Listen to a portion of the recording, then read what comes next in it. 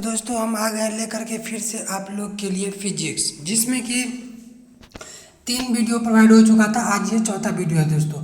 तो आप लोग के लिए जो एसएससी जीडी के लिए हो जाएगा, एमटीएस के लिए हो जाएगा और ग्रुप डी के लिए बहुत ही इंपॉर्टेंट होने वाला है। एसएससी जीडी, एमटीएस और ग्रुप डी के लिए जो है दोस्तों बहुत ही इंपॉर्टेंट होने वाला है। तो दोस्तों ये रहा फिजिक्स का क्वेश्चन, और इसके बाद अगले वीडियो में मिल जाएगा आपको बायोलॉजी का, फिर अगले में मिल जाएगा दोस्तों केमिस्ट्री का। तो दोस्तों अगर आप लोग इस चैनल पर नए हैं तो चैनल को लाइक कीजिए, सब्सक्राइब कीजिए और कमेंट भी कीजिए। इससे होता है कि मेरा मोटिवेट बना रहता है। तो दोस्तों इसी तरह नया नया वीडियो लाते रहेंगे। दोस्तों अगर आप लोग को पीडीएफ चाहिए तो आप लोग नीचे डिस्क्रिप्शन में टेलीग्राम का लिंक दिया हुआ है, वहाँ भी आप लोग जुड़ सकते हैं। तो दोस्तों चलते हैं हम आज के क्वेश्चन। तो दोस्तों ये रहा आज का पहला क्वेश्चन। भारहीनता होता है दोस्तों, क्या भारहीनता होता है, किसके कारण हो जाता है दोस्तों भारहीनता? तो ये हो जाता है गुरुत्वाकर्षण की शून्य की स्थिति के कारण जो है भारहीनता हो जाता है। दोस्तों ये क्वेश्चन जो था बोल रहा है कि भारहीनता होती है तो गुरुत्वाकर्षण की शून्य स्थिति के कारण क्या हो जाता है भारहीनता। चलते हैं दोस्तों अगले क्वेश्चन की ओर। एक नदी में चलता हुआ जहाज समुद्र में जाता है तो जहाज का स्तर क्या होगा? देखिए एक जो जहाज है वो कहाँ चलता था पहले? नदी में। उसके बाद जब वो समुद्र में जाएगा वही जहाज को लेके, तो उसका क्या स्तर क्या हो जाएगा? वो थोड़ा सा ऊपर आ जाएगा, थोड़ा सा क्या हो जाएगा ऊपर आ जाएगा। चलते हैं दोस्तों अगले क्वेश्चन की ओर। लोहे की कील पारे में क्यों तैरती है जबकि यह पानी में डूब जाती है? दोस्तों क्वेश्चन का कहने का अर्थ ये हुआ कि लोहे की कील जो है पारा में क्या होता है वो तैरता है, और पानी में क्या होता है दोस्तों डूब जाता है। इसका कारण क्या हो सकता है? लोहे का घनत्व पानी से अधिक होता है जबकि पारे का कम हो जाता है। लोहे का घनत्व क्या होता है दोस्तों? पानी से अधिक होता है और जबकि पारे से कम हो जाता है। चलते हैं दोस्तों अगले क्वेश्चन की ओर। जब एक ठोस पिंड को पानी में डुबाया जाता है तो उसके बाहर ह्रास होता है, यह ह्रास कितना होता है? तो दोस्तों यह जो है तो विस्थापन पानी के भार के बराबर हो जाता है। विस्थापन पानी के भार के बराबर ह्रास हो जाता है। तो चलते हैं दोस्तों अगले क्वेश्चन की ओर। बर्फ पानी में तैरता है परंतु अल्कोहल में डूब जाता है, ऐसा क्यों होता है दोस्तों? बर्फ जो है पानी में तैरता है मगर अल्कोहल में डूब जाता है। तो बर्फ पानी से हल्की होती है, बर्फ जो होता है पानी से हल्का तथा अल्कोहल से भारी होता है, इसलिए वह डूब जाता है। चलते हैं दोस्तों आज के अगले क्वेश्चन की ओर। चलती हुई बस जब अचानक ब्रेक लगाती है, देखिए दोस्तों ये क्वेश्चन न्यूटन के सिद्धांत पे चलता है। चलती हुई बस जब अचानक ब्रेक लगाती है तो उसमें बैठे हुए यात्री आगे की दिशा में गिरते हैं। इसके द्वारा समझाया जा सकता है, क्या समझाया जा सकता है इसके द्वारा? मान लीजिए कोई बस में हम बैठे हुए, अचानक ड्राइवर ब्रेक मारेगा तो हम क्या होते हैं आगे की ओर झुक जाते हैं। तो ये होता है न्यूटन के पहले नियम के कारण इस प्रकार का प्रक्रिया होता है। तो चलते हैं दोस्तों अगले क्वेश्चन की ओर। रॉकेट की कार्य प्रणाली किस सिद्धांत पर आधारित है? दोस्तों रॉकेट की जो कार्य प्रणाली है वो किस सिद्धांत पर आधारित होती है? तो संवेग संरक्षण के सिद्धांत पर आधारित है। चलते हैं दोस्तों अगले क्वेश्चन की ओर। अश्व यदि एकाएक चलना प्रारंभ कर दे, अश्व यदि एकाएक चलना प्रारंभ कर दे तो अश्वारोही में गिरने की आशंका का कारण क्या हो जाएगा? अश्वारोही में गिरने की आशंका का कारण विश्राम जरूरत के कारण वो गिरेगा। चलते हैं दोस्तों अगले क्वेश्चन की ओर। क्रिकेट का खिलाड़ी तेजी से आती हुई बॉल को क्यों अपने हाथ को पीछे खींचकर पकड़ता है? तो दोस्तों जब हम बैट बॉल खेलते हैं, कोई शॉट मारता है तो बॉल बहुत तेज़ी से आता है, उसको रोकने के लिए हम हाथ को क्या करते हैं पीछे ले जाते हैं। तो ऐसा क्यों करते हैं? बॉल विश्राम की स्थिति में आ सकती है, इसलिए करके हम हाथ को पीछे करते हैं। तो चलते हैं दोस्तों अगले क्वेश्चन की ओर। प्रेशर कुकर में खाना जल्दी पक जाता है, इसका क्या कारण हो सकता है? प्रेशर कुकर में जो है खाना जल्दी से जल्दी पक जाता है। तो प्रेशर कुकर में क्या होता है दोस्तों? उसमें गुप्त ऊष्मा होता है, छुपा हुआ होता है। तो इसमें जो पानी का क्वथनांक बढ़ जाता है, इसलिए खाना जल्दी पक जाता है। पानी का क्वथनांक क्या होता है? बढ़ता है। तो चलते हैं दोस्तों अगले क्वेश्चन की ओर। वायु दाब मापी की रीडिंग में अचानक गिरावट इस बात का संकेत देती है कि मौसम कैसा होगा? तूफानी हो जाएगा। देखिए वायु दाब मापी की जो रीडिंग होती है, वायु दाबमापी एक यंत्र है, हाँ, उसमें अगर रीडिंग में अचानक गिरावट आ जाए तो वह क्या संकेत करता है? तूफानी मौसम का संकेत करता है। चलते हैं दोस्तों अगले क्वेश्चन की ओर। हाइड्रोजन से भरा हुआ पॉलीथीन, दोस्तों देखिए हाइड्रोजन से भरा हुआ पॉलीथीन का एक गुब्बारा पृथ्वी के तल से छोड़ा जाता है, हाँ, वायुमंडल की ऊंचाई पर जाने से क्या हो जाएगा? मान लीजिए दोस्तों थोड़ा टाइपिंग में मिस्टेक हो गया है।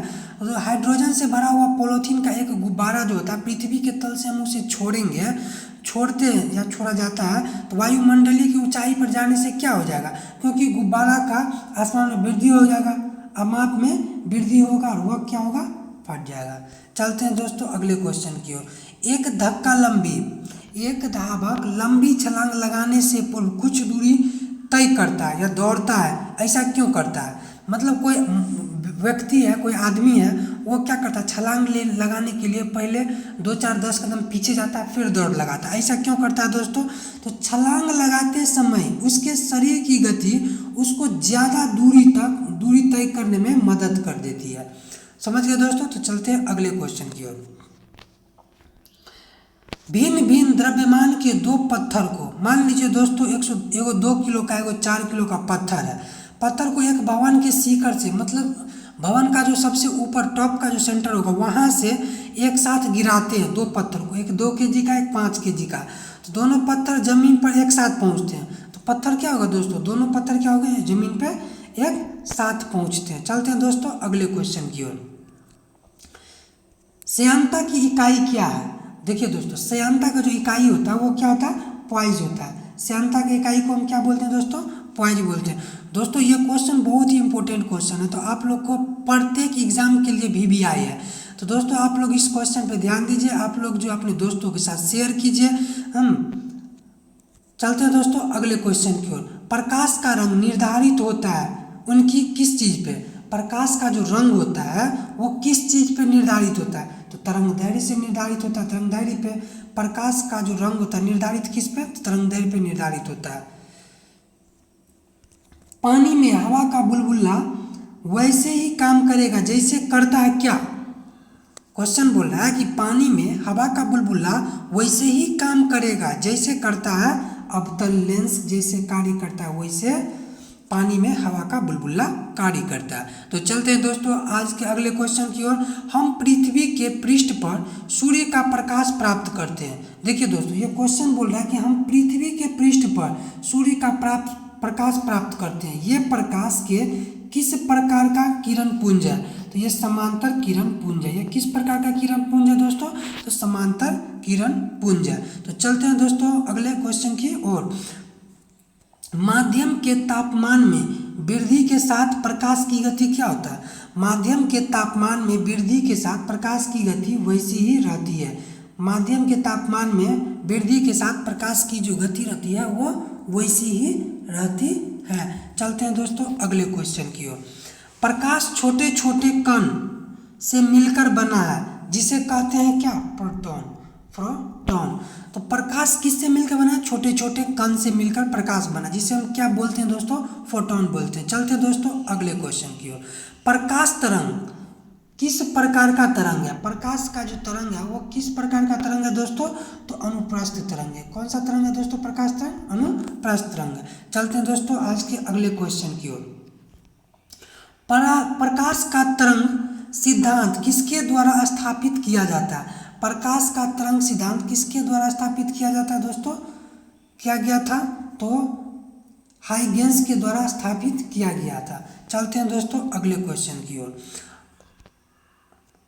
अपवर्तक दूरबीन से क्या होता है दोस्तों? अपवर्तक दूरबीन से क्या होता है? तो होता है कि आसमान फोकस दूरी को दो उत्तल लेंस, असमान फोकस दूरी को दो उत्तल लेंस होता है। चलते हैं दोस्तों अगले क्वेश्चन की ओर। आकाश में नीला रंग प्रकट होने के साथ संबंधित प्रकाश की परिघटना है क्या? प्रकीर्णन के कारण ऐसा होता है। आकाश में नीला रंग प्रकट होने के साथ संबंधित प्रकाश की परिघटना क्या है दोस्तों? प्रकीर्णन। चलते हैं दोस्तों अगले क्वेश्चन की ओर। जब प्रकाश किरण एक माध्यम से दूसरे माध्यम में जाती है तो उनकी क्या होता है, आवृत्ति समान बनी रहती है। उनकी जो आवृत्ति होती है वो क्या होती है, समान बनी रहती है। जब प्रकाश एक माध्यम से दूसरे माध्यम में जाती है तो उनकी आवृत्ति समान बनी होती है। तो चलते हैं दोस्तों अगले क्वेश्चन की ओर। आकाश का रंग नीला प्रतीत होता है, क्योंकि आकाश का जो रंग नीला प्रतीत होता है वो क्यों प्रतीत होता है?